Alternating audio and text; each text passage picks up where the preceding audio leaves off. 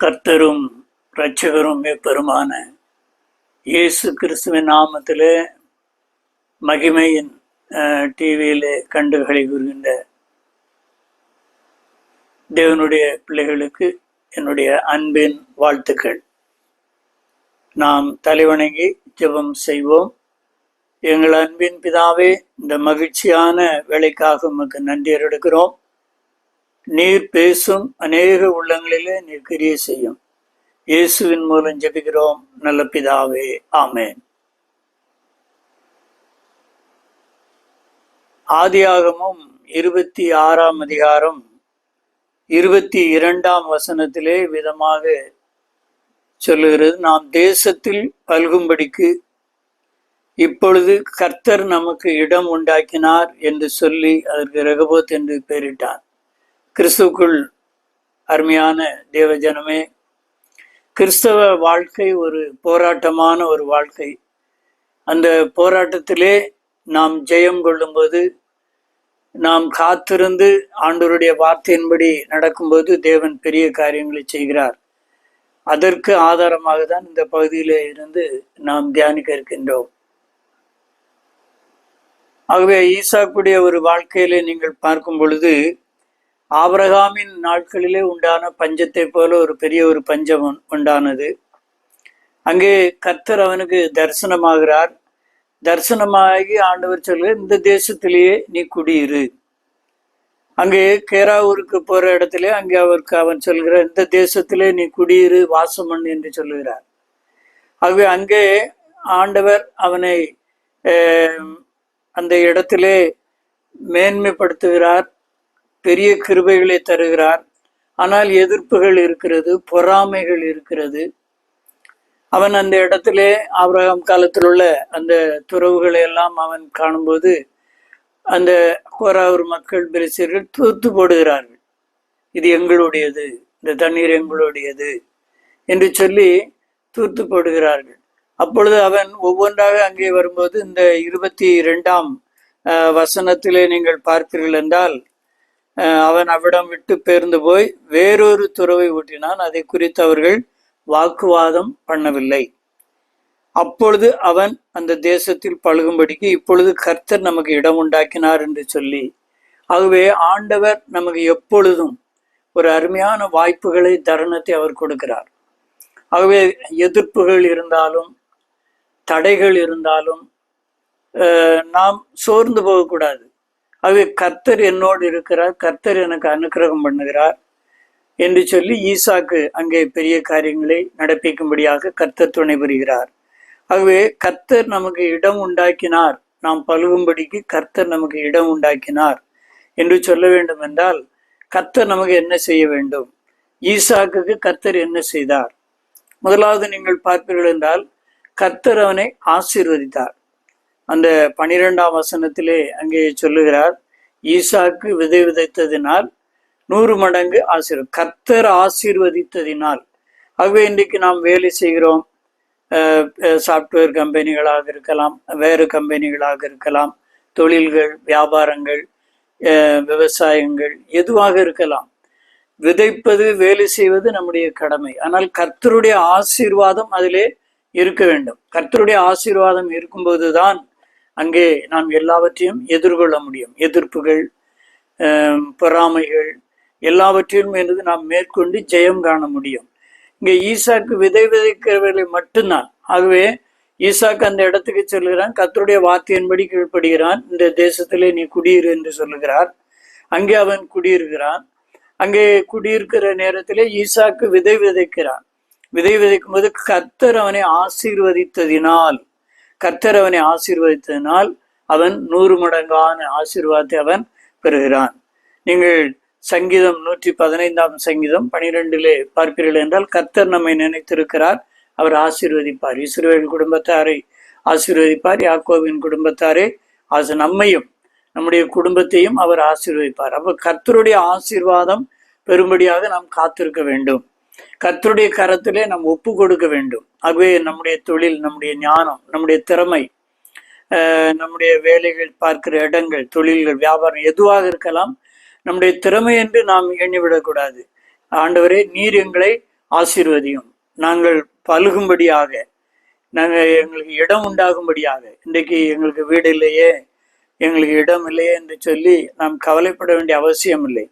கர்த்தர் நம் தேசத்துல நாம் இருக்கிற இடங்களிலே பலுகும்படிக்காக கர்த்தர் நமக்கு இடம் உண்டாக்கினார் என்று சொல்லி அங்கே ரெகபத் என்றால் ஆண்டவர் நம்மை பராமரிக்கிறவர், நம்மை பாதுகாக்கிறவர். அவே தெய்வீக ஒரு பராமரிப்பு, அதேதான் ரெகபத். ஆகவே ஆண்டவர் நம்மை பராமரித்து நம்மை வழி நடத்துவார். அப்ப ஆண்டவருடைய ஆசீர்வாதம் பெறும்படியாக காத்திருக்க வேண்டும். மத்தேயுவிலே அவர் தெளிவாக சொல்லுகிறார், 6ஆம் அதிகாரம் 31, 32 எண்ணத்தை உண்போம், எண்ணத்தை குடிப்போம், எண்ணத்தை உடுப்போம் என்று கவலைப்படாதீர்கள். இன்னைக்கு இந்த 3 தானே முக்கியம், உடுக்கிறது, குடிக்கிறது, சாப்பிட்றது, எல்லாவற்றிலும். ஆகவே சொல்லுகிறார், எண்ணத்தை உண்போம், எண்ணத்தை குடிப்போம், எண்ணத்தை உடுப்போம் என்று கவலைப்படாதீர்கள். 32ஆம் வசனத்தில் அவர் சொல்லுகிறார், இவைகளெல்லாம் அஞ்ஞானிகள் நாடி தேடுகிறார்கள், ஆனால் இவைகள் எல்லாம் உங்களுக்கு வேண்டியவைகள். நமக்கு வேண்டியது, நமக்கு தேவை, அது கர்த்தர் அறிந்திருக்கிறார். அதான் அங்க சொல்லுகிறார், இவைகளெல்லாம் அஞ்ஞானிகள் நாடி தேடுகிறார்கள், ஆனால் இவைகளெல்லாம் உங்களுக்கு வேண்டியவைகள் என்று உங்கள் பரமபிதா அறிந்திருக்கிறார். அவர் நமக்கு வேண்டியவைகள் என்று அறிந்து, அப்ப நமக்கு ஏற்ற நேரத்தில் அவர் தருவார். நாம் காத்திருக்க வேண்டும். நீங்கள் லூக்கா 12ஆம் அதிகாரம் 7ஆம் வசனத்திலே, உங்கள் தலையில் உள்ள மயிரெல்லாம் எண்ணப்பட்டிருக்கிறது, ஆகையால் பயப்படாதீர்கள், அநேக அடைக்கலான் குருவிகளை பார்க்கிலும் நீங்கள் விசேஷித்தவர்களாய் இருக்கிறீர்கள். நம்மை விசேஷித்தவர்களாக அவர் படைத்திருக்கிறார். ஆகவே அவர் ஆசீர்வதிக்கும்படியாக நீங்கள் ஒப்பு கொடுக்க வேண்டும்.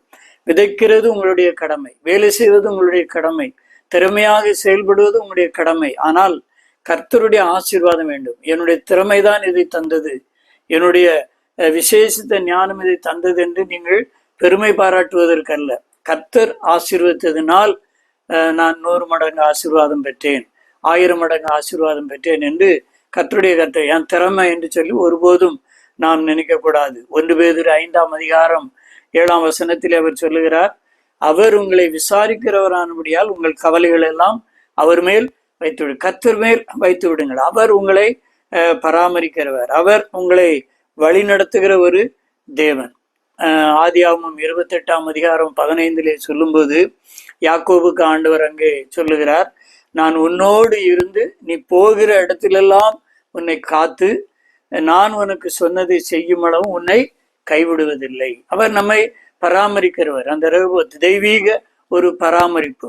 அப்ப இன்றைக்கு நம்முடைய சொத்துக்கள், நம்முடைய ஐஸ்வர்யங்கள், ஆசீர்வாதங்கள் எல்லாம் கர்த்தர் ஆசீர்வதித்ததினால் என்று நீங்கள் மறந்து விடக்கூடாது. போராட்டங்கள் உண்டு, வேதனைகள் உண்டு, நெருக்குதல்கள் உண்டு, உபத்திரவங்கள் உண்டு, பொறாமைகள் உண்டு. வேலை செய்கிற இடங்களிலே, நீங்கள் வாழுகிற பகுதியிலே, குடும்பத்துக்குள்ளாக பொறாமைகள் உண்டு. பிரித்து விடும்படியாக எண்ணுவார்கள், பகைமையை காட்டுவார்கள்.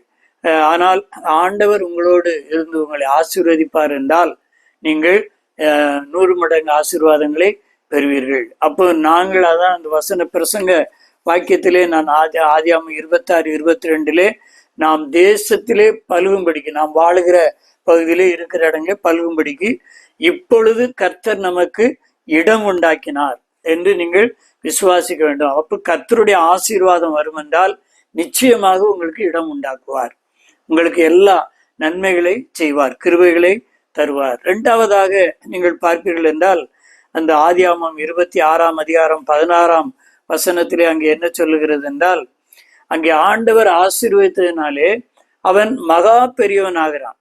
அவன் மகா பெரியவன், ஐஸ்வர்யனாகி வர வர விருத்தி அடைந்து மகா பெரியவனானான். அப்ப அங்க பாருங்க, பொறாமை அந்த இடத்துல வருது. நாம் எப்பொழுது ஆசீர்வாதம் பெறுகிறோமோ, மேன்மைகள் பெறுகிறோமோ, பொறாமை நிச்சயம் வரும். உறவுக்குள்ளாக, நெருங்கியவர்கள் மூலமாக, அக்கம் பக்கத்திலே, வாழுகிற பகுதியிலே, அப்போ வேலை பார்க்கிற இடத்திலே பொறாமைகள் வரும். அங்கே நீங்கள் பார்ப்பீர்கள் என்றால் அந்த 13ஆம் வசனம் 26ஆம் அதிகாரம் 13 சொல்லுகிறார், அவனுக்கு ஒரு ஆட்டு மந்தையையும் மாட்டு மந்தையும் அநேக பணிவிடைக்காரன் இருந்தபடியினால் பெலிஸ்தர் அவன் பேரில் பொறாமை கொண்டு. அப்ப அங்க என்ன பண்றாங்க பாருங்க, அவனுடைய துறவுகள் எல்லாம் துருத்து போடுகிறார்கள். அதோடு மட்டுமல்ல, அபிமெலேக்கு ஈசாக்கை நோக்கி சொல்லுகிறான், நீ எங்களை விட்டு போய்விடு, நீ எங்களை விட்டு போய்விடு, எங்களை பார்க்கலும் மிகவும் பலத்தவன் ஆனாய், மிகவும் பலத்தவன் ஆனாய். அப்போ பலத்தவன் ஆகிற ஒரு வல்லமை ஆண்டவர் ஆசீர்வதிக்கும் போது எல்லாரை காட்டிலும் நாம் பலத்தவன். ஒருவனும் உனக்கு முன்பாக எதிர்த்து நிற்பதில்லை. யோசுவாவுக்கு ஆண்டவர் வாக்கு கொடுக்கிறார். அவருடைய வேதத்தின்படி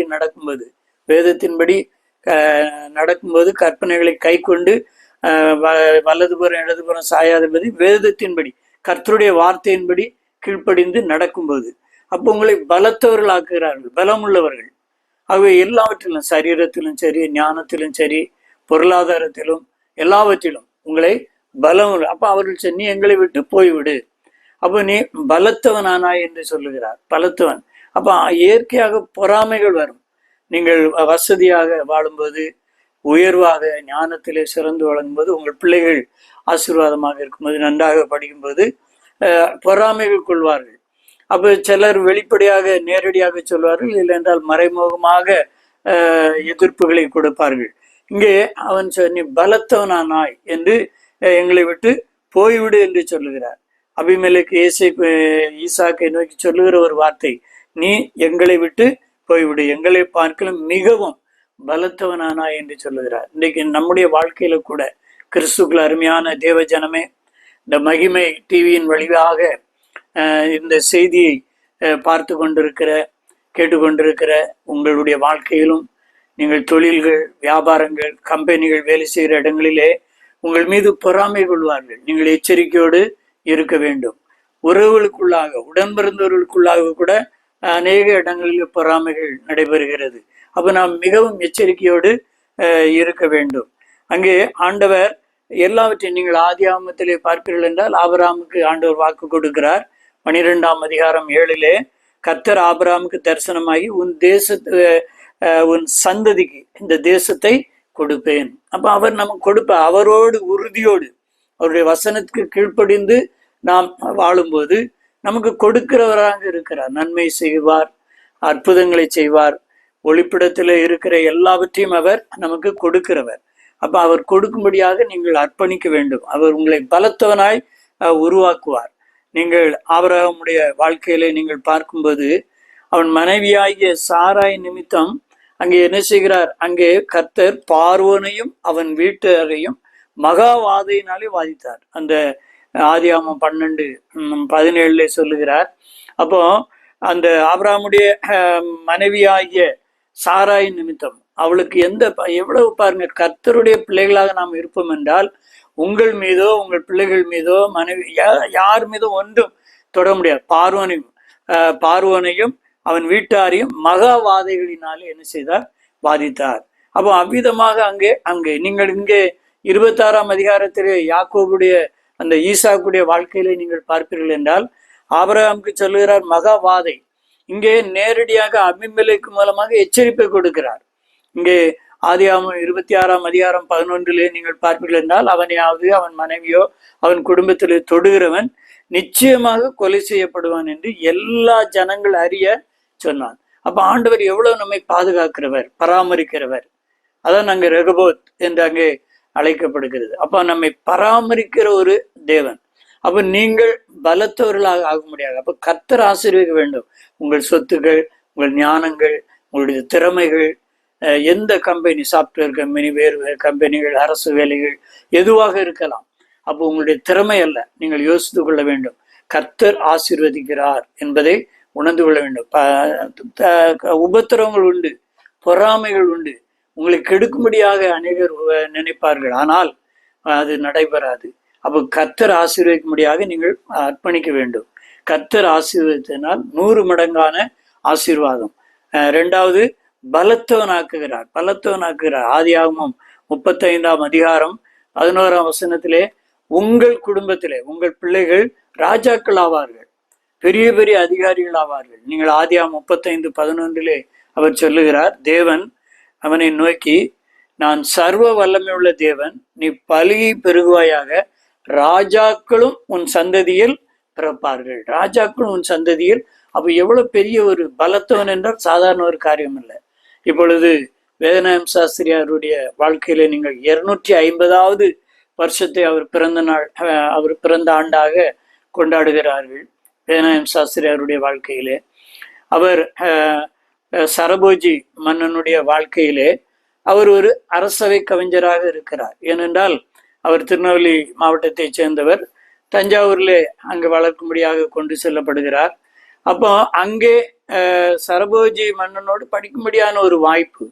அப்போ அங்கே சரபோஜி மன்னனுடைய அரசவையிலே அவர் அரசவை கவிஞராக இருக்கிறார். அப்போ பொறாமை, ஒரு சூழ்ச்சி நிமித்தமாக அவருக்கு ஒரு உபத்திரம் வருகிறது. அந்த சரபோஜி மன்னன் சொல்லுகிறார், என்னுடைய தெய்வத்தை நீ பாட வேண்டும், என்னுடைய தெய்வத்தை. ஒரு உபத்திரம் அங்க வருது. அப்ப நாளைய தினம் அந்த அரசவை கவிஞர்ல இவர் பாடணும் அவருடைய தெய்வத்தை. இவரு இயேசுசாமியை தவிர வேற எதையும் பாடுறதில்லை, இயேசுநாதரை தவிர பாடுற இதல்ல கவிஞர். அப்போ அந்த அவருடைய நேரம் வந்தது. எல்லோரும் சரபோஜி மன்னனுடைய இதெல்லாம் பாடுறாங்க, அந்த தெய்வத்தை குறித்து. இவர் வந்து பாடினாரு, இயேசுவையே துதிசை நீ மனமே, இயேசுவையே துதிசை, கிறிஸ்தேசுவையே துதிசை நீ மனமே, இயேசுவையே துதிசை துதிசை. என்ன அருமையாக பாடலை பாடி வெளியேறினார். வேலை போச்சு, எல்லாமே போனது. ஆனால் கடைசியாக அந்த சரபோஜி மன்னன் ஒரு பெரிய விருந்து நடக்கும்போது வேதநாயகம் சாஸ்திரியார் இல்லை என்று அறிந்து அவருடைய வீட்டிற்கு எல்லாவற்றையும் அனுப்புகிறார். அந்த விருந்து படைப்புகள் எல்லாம், உணவு வகைகள் எல்லாம் அங்கே மறுபடியுமாக அந்த அரசவையிலே சேர்த்து கொள்ளப்படுகிறார். நீங்கள் தஞ்சாவூர் சென்று சிவகங்கை பூங்காவிலே போனீர்கள் என்றால் அந்த சரபோஜி மன்னன் மூலமாக கட்டி கொடுக்கப்பட்ட ஒரு சர்ச், ஒரு ஆலயம் இருக்கிறது. அரசு பராமரிப்புகளாக இருக்கிறது. போதகர்களுடைய சம்பளம், கரண் எல்லாமே அரசு பராமரிப்பு. ஆனால் அந்த சிஎஸ்ஐ மூலமாக ரெவரண்ட் நியமிக்கப்படுவார். ஆனால் முழு சிவகங்கை பூங்காக்குள்ள அந்த ஆலயம் பராமரிக்கப்பட்டு வருகிறது. சரபோஜி மன்னன் கட்டி கொடுத்த அது ஒரு சாட்சி. 250வது பிறந்த ஆண்டை கொண்டாடுகிற வேதநாயகம் சாஸ்திரியார் அவ்வளவு வைராக்கியமாக இயேசுவை குறித்து தான் நான் பாடுவேன், இயேசுவை அல்லாமல் வேற எந்த தெய்வத்தை நான் பாடுவதில்லை என்று வைராக்கியமாய் அவர் இருந்தார். ஆகவே பலத்தவனாக காணப்பட்டார் அந்த அரசவையிலே, ஒரு பலத்தவன். இன்றைக்கு நீங்களும் வாழுகிற, வேலை செய்கிற இடங்கள், வாழுகிற இடத்திலே பலத்தவர்களாக நீங்கள் இருக்க வேண்டும். எந்த சபையிலே நீங்கள் இருந்தாலும் பலத்தவர்கள். ஆகவே மகிமை டிவியை பார்த்து கொண்டிருக்கிற நீங்கள், ஆகவே உங்கள் கர்த்தர் ஆசீர்வதிக்கும் போது அங்கே பெரிய 100 மடங்கு ஆசீர்வாதம் பெறுவீர்கள். இரண்டாவது, பலத்தவர்கள் ஆவீர்கள். கடைசியாக நாம் பார்க்கும்போது அவர் பெருக பண்ணுகிற ஒரு தேவன். அங்கே அந்த ஈசாக்குக்கு அவர் கொடுக்கிற அந்த வாக்கை நீங்கள் பார்ப்பீர்கள் என்றால் அந்த வசனத்திலே 24ஆம் வசனத்திலே அவர் சொல்லுகிறார், அன்று ராத்திரியிலே கர்த்தர் அவனுக்கு தரிசனமாகி, நான் உன் தகப்பனாகிய ஆபிரகாமுடைய தேவன், பயப்படாதே, நான் உன்னோடு இருந்து உன்னை ஆசீர்வதித்து உன்னை பெருக பண்ணுவேன். அப்ப எவ்வளவு அருமையான ஒரு வாக்கு, பெருக பண்ணுகிற ஒரு தேவன். இன்னைக்கு நம்முடைய சுய ஞானத்திலே 100 100 200 தான், 200 200 400. ஆனால் பெருக்கம், மல்டிஃபை, பெருக்குவோம் என்றால் அது 100 100 1000 10,000 ஆகும். பெருக்கத்தின் ஆசீர்வாதம். இன்னைக்கு ஆண்டவர் 5000 பேரை போஷிக்கும் போது அந்த 5 மீனை கொண்டு 5000 பேருக்கு அதிகமாக அவர் போஷிக்க. உங்களுடைய வருமானம் கர்த்தருடைய கரத்துல கொடுங்க. நீங்க செல்லுகிற சபைக்கு தசம பாகத்தை கொடுங்கள். நீங்கள் செல்லுகின்ற எந்த சபைக்கு சென்றாலும் சரி, தசம பாகத்தை கொடுங்கள். கர்த்தருடைய கரத்துல உங்கள் வருமானம், ஐயோ வாடகை கொடுக்கணுமே, கடன் அடைக்கணுமே, அதை பற்றி இல்லை. நம்முடைய பெற்றுக்கொண்ட வருமானத்திலே ஆண்டவருக்கு காணிக்கைகளை செலுத்துங்கள். அப்போ உங்களை பெருக பண்ணுவார். பெருக்கத்தின் ஆசீர்வாதத்தை அவர் கொடுப்பார். நீங்கள் எபேசியர் 1ஆம் அதிகாரம் 23 அவர் பெருக்கம் எப்படி கொடுக்கிறவர்? எபேசியர் 1:23 தெளிவாக சொல்லப்படுகிறது, எல்லாவற்றையும் எல்லாவற்றாலும் நிரப்புகிறவருடைய நிறைவாகிய சரீரமான சபைக்கு அவர் எல்லாவற்றுக்கும் மேலான தலையாக தந்தருளினார். எல்லாவற்றிலும். ஆகவே எல்லாவற்றையும் எல்லாவற்றாலும் நிரப்புகிறவருடைய நிறைவாகிய அந்த தேவன், அவருடைய சரீரமாகிய சபை நிறைவாக காணப்படும். உங்களுடைய குடும்ப வாழ்க்கை நிறைவாகும். உங்கள் தனிப்பட்ட வாழ்க்கையிலே நீங்கள் உணவு அருந்தினாலும் உங்கள் சம்பாத்தியங்கள் எல்லாம் நிறைவாய் காணப்படும், குறைவு காணப்படாது, எப்பவும் நிறைவாக இருக்கும். அப்போ அவர் பெருக பண்ணுகிற தேவனுடைய கரத்திலே உங்களுடைய வருமானங்களை நீங்கள் கொடுக்க வேண்டும். அங்கே ஈசாக்குக்கு அந்த வாக்கை தான் அவர் கொடுத்தார். ராத்திரியிலே கர்த்தர் அவனுக்கு தரிசனமாகி, நான் உன் தகப்பனாகி ஆபிரகாமின் தேவன், பயப்படாது. ஆகவே அவர் தைரியத்தை அங்கே கொடுக்கிறார். அங்கே பெருக பண்ணுகிற ஒரு தேவன். ஆதியாகமம் 15ஆம் அதிகாரம் 5ஆம் வசனத்திலே அங்கே அவர் சொல்லும்போது, அவர் அவனை வெளியே அழைத்து, நீ வானத்தை அண்ணாந்து பார். எவ்வளவு அருமையான ஒரு வாக்கு தத்தம் பாருங்க. உன் சந்ததி இவ்விடமாய் இருக்கு, வானத்தை அண்ணாந்து பார்த்து அங்கே சொல்லப்படுகிற எல்லாவற்றிலும் அங்கே பெருக்கத்தை கொடுக்கிறவர். இன்றைக்கு நம்முடைய பெருக்கம் பெரும்படியாக கர்த்தருடைய கரத்திலே நம்ம முற்றிலும் உங்களுடைய வருமானங்களை அர்ப்பணிக்க வேண்டும். உங்கள் திறமைகளை கர்த்தரிடத்திலே கொடுக்க வேண்டும். நீங்கள் படித்த படிப்புகளை கர்த்தருடைய கரத்திலே ஒப்பு கொடுக்க வேண்டும். எந்த டாக்டரேட் நீங்கள் படித்திருக்கலாம், எம்ஃபில், என்னென்ன படிப்புகள் உண்டோ, எவ்வளவு உயர் கல்விகள் உண்டோ, அனைத்தையும் உங்களுடைய திறமைகள், தாளந்துகள் அனைத்தையும் கர்த்தரிடத்திலே ஒப்பு கொடுக்க வேண்டும். அவர் பெருக்கத்தின் ஐஸ்வர்யத்தை கொடுக்கிறவர், அவர் பெருக செய்கிறவர். ஆகவேதான் பவுல் சொன்னார், என்னை பலப்படுத்துகிற கிறிஸ்துவினாலே எல்லாவற்றையும் எனக்கு செய்ய பலன் உண்டு. ஆகவே ஆண்டவருடைய வாழ்க்கையில் எத்தனையோ சாட்சிகள், நம்முடைய வாழ்க்கையிலும் அநேக சாட்சிகளை கர்த்தர் கொடுத்திருப்பார். சபைகளிலே நாம் சொல்லுவோம், ஆண்டவர் நம்மை அற்புதமாக அதிசயமாக, உங்களுடைய பெற்றோர்கள், உங்களுடைய முன்னோர்கள், திருச்சபையின் தலைவர்கள், விசுவாசிகள், தேவனுடைய வல்லமையினுடைய கரங்களை, நம்முடைய ஈசிஐ திருச்சபையிலே தந்தை பேராயர் அவருடைய அந்த தரிசனங்கள், ஆண்டவர் கொடுத்த அந்த விசுவாச பாதையிலே இன்றைக்கு எத்தனையோ ஆயிரக்கணக்கான சபைகளை தேவன் கொடுத்த வளர்ச்சிகளை கொடுக்கிறார். ஆதி மிஷினரியுடைய வாழ்க்கைகள், தேவன் கொடுத்த அந்த விசுவாச பாதையிலே பெருக்கத்தை பெரும்படியாக நீங்கள் அவருடைய கரத்தில் அர்ப்பணி. உங்கள் சுய ஞானத்தை, சுய சிந்தையை கொடுப்பீர்கள் என்றால் அது 10 10 20ஆக தான் காணப்படும். 20 20 40ஆக தான் காணப்பட்டு கொண்டிருக்கும். கர்த்தருடைய கரத்திலே நீங்கள் ஒப்பு கொடுக்க வேண்டும்.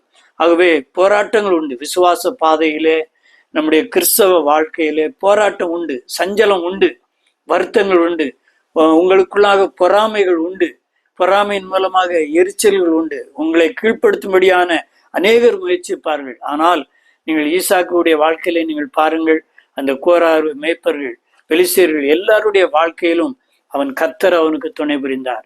முழுவதுமாய் கர்த்தருடைய கரத்தில் அவர் ஒப்பு கொடுத்தார். ஆகவே விதை விதைத்தார், 100 மடங்கு ஆசீர்வாதம் கர்த்தர் ஆசீர்வதித்தார். இன்னைக்கு உங்கள் வாழ்க்கையிலே, உங்கள் சுய சம்பாத்தியத்திலே, தொழிலிலே, வியாபாரத்திலே, பிள்ளைகளுடைய படிப்பிலே, திறமையிலே கர்த்தர் ஆசீர்வதிக்கும் போது அது பெரிய 100 மடங்கான ஒரு ஆசீர்வாதத்தை கொடுக்கும். 2வது, கர்த்தர் ஆசீர்வதிக்கும் போது நீங்கள் பலத்தவர்கள் ஆவீர்கள். யாரும் உங்களுக்கு எதிர்த்து நிற்க முடியாது.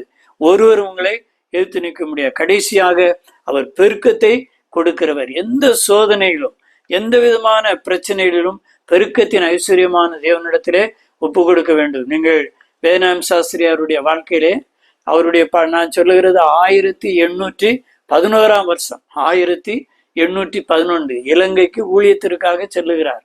அப்பெல்லாம் பாய்மர கப்பல், காற்று அடிக்கிற திசையிலே கப்பல்கள் செல்ல வேண்டும். பல நாட்கள், பல மாதங்கள் கடந்து இலங்கைக்கு செல்லுகிறார். இலங்கைக்கு சென்று அந்த ஊழியத்தை நிறைவேற்றும்படியாக அங்கே போயிருக்கும்போது அவருடைய சலவைக்கு போடுகிறார். சலவைக்காரன் வந்து ஐயா ஐயான்னு கதவு தட்டுறான். என்னன்னு கேட்டா, என்னுடைய சலவைக்கு வச்சிருக்கிற எல்லாம் திருடிட்டு போயிட்டான் ஐயா, ஒரு திருடன், உங்க துணி எல்லாம் போயிடுச்சு. இவருக்கு எதுவுமே இல்லை, எந்த உடுத்துறதுக்கு துணி இல்லை. மனைவி குடும்பமா சென்றிருக்கிறாரு, எல்லா துணிமணிகள் போயிடுச்சு, ஒண்ணுமே இல்லை. அப்பொழுது அவருடைய பாடல்கள் எல்லாம் ஜெபந்தான். அப்போ கர்த்தரை நோக்கி விண்ணப்பம் பண்றாரு. அப்போ பெருக்கத்தின் ஐஸ்வர்யம் உள்ள தேவனே என்று சொல்லி அந்த ஒரு பாடல் பாடுறாரு. தெருவுல போற ஒருத்தர் வந்து ஐயோ ஒரு பக்திமான் பாடுறாருன்னு சொல்லி உள்ள வந்து அவருக்கு வேண்டியது எல்லாம், அந்த காலத்திலே அவருக்கு 400 ரூபா பணம், எல்லாம் துணிமணிகள் எல்லாம் கொடுத்து, அவருடைய இதுக்கெல்லாம் கொடுத்து பணங்கள் கொடுக்குற அந்த பாடல். ஒரு சரணம் பாடுறேன். நெஞ்சே நீ கலங்காதே,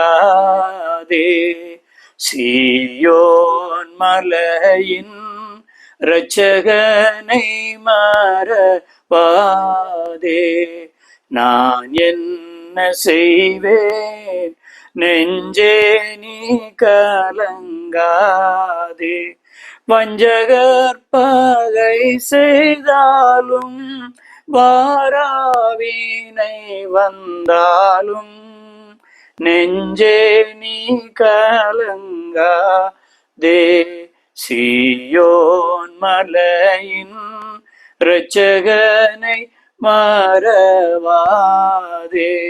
பட்டயம் பஞ்சம் வந்தாலும் பாடு நோவு மிகுந்தாலும் நெஞ்சே நீ கலங்காதே. சீயோன் மலையின் இரட்சகனை மறவாதே. 1811 வருஷத்திலே அவர் பாடின ஒரு பாடல். இன்னைக்கு எத்தனையோ பாடல்கள் வந்திருக்கலாம். அவ்வளவு ஒரு விசுவாசத்தோடு, பெருக்கத்தின் தேவன் எனக்கு பெருக்கத்தை தருவார், அவர் ஐஸ்வர்யத்தை கொடுப்பார், தேவைகளை சந்திப்பார், ஆக ரெகோபோத் அவர் நமக்கு பராமரிக்கிறவர் என்கிற ஒரு உணர்வோடு இன்றைக்கு நாமும் இருப்போம். கர்த்தருடைய சமூகத்திலே அர்ப்பணிப்போம். கர்த்தருடைய ஆசீர்வாதத்திற்காக காத்திருப்போம். நம்முடைய திறமைகள், தாளந்துகள், நம்முடைய எல்லா ஞானத்தையும் கர்த்தருடைய கரத்தில் ஒப்பு கொடுப்போம். பலத்தவனாவோம். பெருக்கத்தின் ஆசீர்வாதத்தை பெறுவோம். கர்த்தர் உங்களை ஆசீர்வதிப்பாராக. நாம் ஜெபிப்போம். எங்கள் அன்பின் பிதாவே, இந்த தேவ செய்தி கேட்டுக்கொண்டிருக்கிற, கண்டுகொண்டிருக்கிற ஒவ்வொருவரையும் நீர் ஆசீர்வதியும். இந்த மகிமையின் டிவியின் ஊழியங்களையும் ஆசீர்வதியின் தேவைகளை சந்தியும். பெரிய காரியங்களை செய்யும். ஒவ்வொருடைய உள்ளத்தையும் நீர் தொடும். இப்பொழுதே நீர் அதிசயத்தை செய்யும். அவர்கள் எதை கேட்கிறார்களோ அதை இப்போதே இந்த நிமிஷத்திலே நிறைவேற்றும். இயேசுவின் மூலம் ஜெபிக்கிறோம் நல்ல பிதாவே, ஆமென். ஸ்தோத்திரம்.